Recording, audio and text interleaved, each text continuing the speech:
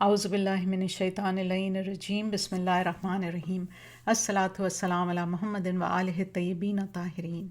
Rabbi shrah li sadri wa yassir li amri wahlul 'uqdatam min lisani yafqahu qawli. Rabbi zidni ilman. So, assalamu alaikum everyone. Today, inshallah, we will be looking at another verse from Surah Al-Baqarah, which is verse 216, and where Allah says that it may be that you dislike a thing while it is good for you, and it may be that you love a thing while it is evil for you, and Allah knows while you do not know. So in this verse, Allah reminds us of a profound truth, that human perception is so limited and so very often wrong.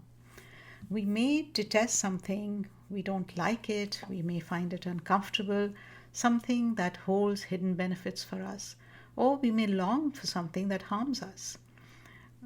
This verse from Surah Al-Baqarah is an invitation. It is an invitation to trust, to surrender, and to cultivate a mindset of growth by embracing discomfort, by recognizing and learning to love what is good for us. And that is by divine command. So this realization, deeply embedded in Islamic teachings, is also supported by psychological research and contemporary discussions on resilience and discomfort. So as we continue exploring well-being through the lens of the Quran this Ramadan, we build on our last reflection on how Allah desires ease for us, not through indulgence, but through the strengthening of our souls.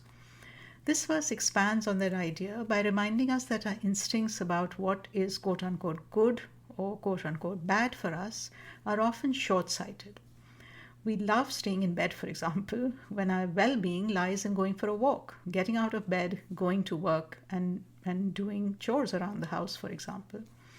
Human beings love comfort, but those that succeed in life recognize that this love of comfort cannot stand in the way of functioning and achievement.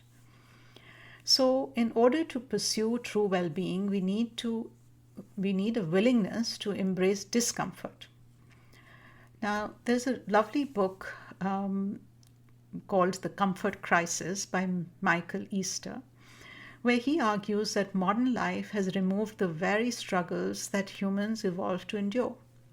The constant pursuit of comfort these days, whether it is physically, emotionally, socially, has left us weaker both mentally, emotionally, and physically. So one of the key messages in the book is that modern life is comfortable, but it is not making us happy. Our lives are undeniably easier now than they were in the past, and yet we are more depressed, more anxious, and more unhappy than ever before. Another example of how comfort can harm us is presented in another book, which is called Sitting Kills and Moving Heals. This book highlights how prolonged sitting, something that feels good, vegging out on the couch. I know I love it, right? And it feels effortless in the short term. It contributes to a range of health issues, including obesity, heart disease, cognitive decline, messing up with your bones, your joints. So something that feels so comfortable in the short term, turns out, is really not good for us. And Vernikos, the writer of the book, who's a former NASA scientist, he explains how the human body is designed for movement. It's designed for challenge. And yet modern convenience has drastically reduced our daily physical activity, leading to long-term harm. So both Easter and Vernikos present research on how embracing voluntary hardships such as fasting, movement, cold exposure, or solitude fosters resilience and deepens satisfaction in life. So in essence, what quote-unquote feels bad in the moment, because it's uncomfortable, it is challenging, it takes effort, is often what allows us to flourish in the long run. And this mirrors the wisdom of the Quran. Our immediate preferences and aversions do not always align with our ultimate well-being. So, like we said, human beings often prioritize short-term pleasure over long-term gain, seeking ease, convenience, and immediate gratification at the expense of discipline and sacrifice. However, what Allah calls us towards is the opposite, to endure temporary hardship for lasting benefit. So trials and tests, though painful in the moment, they do serve a greater purpose. Just as an athlete pushes through pain in training to achieve peak performance, or a student struggles through study to gain knowledge, our spiritual and personal growth also demand patience and perseverance. This perspective helps reframe our struggles. Instead of seeing them as punishments, which they are not, we recognize them as pathways to deeper fulfillment. So, fasting in Ramadan is the ultimate practice of this principle. Abstaining from food, drink, and desires seems difficult, yet it cultivates discipline, gratitude, and spiritual elevation. It forces us to challenge our assumptions about what we need and teaches us that true fulfillment does not come from indulgence but from self control and devotion. Many of us experience a great high in Ramadan, a deep sense of connection to God. And this, is the result of abstaining from food, of turning our focus elsewhere. So, when we do experience hunger, we might momentarily think, this is really uncomfortable, I hate this, right? But by the time we break our fast, at least inshallah, we realize how much stronger we have become.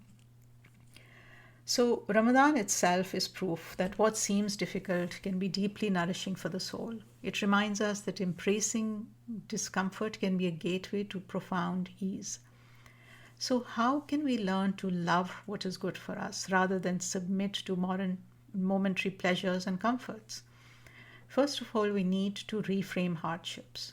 When faced with a challenge, ask ourselves, is this something I'm resisting simply because it is uncomfortable? Could it be that it's shaping me for the better? Secondly, we trust Allah's wisdom. When something doesn't go our way, we remind ourselves of this verse, that Allah desires ease for us, that maybe we don't like something which is good for us in the long run, right? And embrace discomfort intentionally. So small acts of voluntary hardship, like fasting outside of Ramadan, waking up for tahajjud, which seems so challenging for people who are not used to it, right? Waking up in the middle of the night, or practicing patience in difficult conversations, another very uncomfortable action that we do, can all help strengthen our ability to endure life's bigger challenges.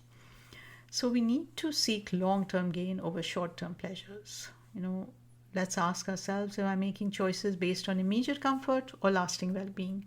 When I get up in the morning, I feel like going back to bed, but my well-being lies in putting on those shoes and going outside for a walk. So we need to choose actions that our future self will thank us for, even if they feel difficult in the moment. And this is a really key point, right? That we choose what benefits our future self. Every decision we make shapes the person we become. And so if we opt for habits and choices that build a better, stronger, and wiser version of ourselves, rather than indulging in temporary ease at the cost of long-term growth. So if we just take away this one thing, that, let's look at our long-term well-being and let us make decisions in the moment that our future self will thank us for. In that way, we can begin, loving what is good for us. We can begin to learn to love what is good for us, as is recommended in this verse, inshallah.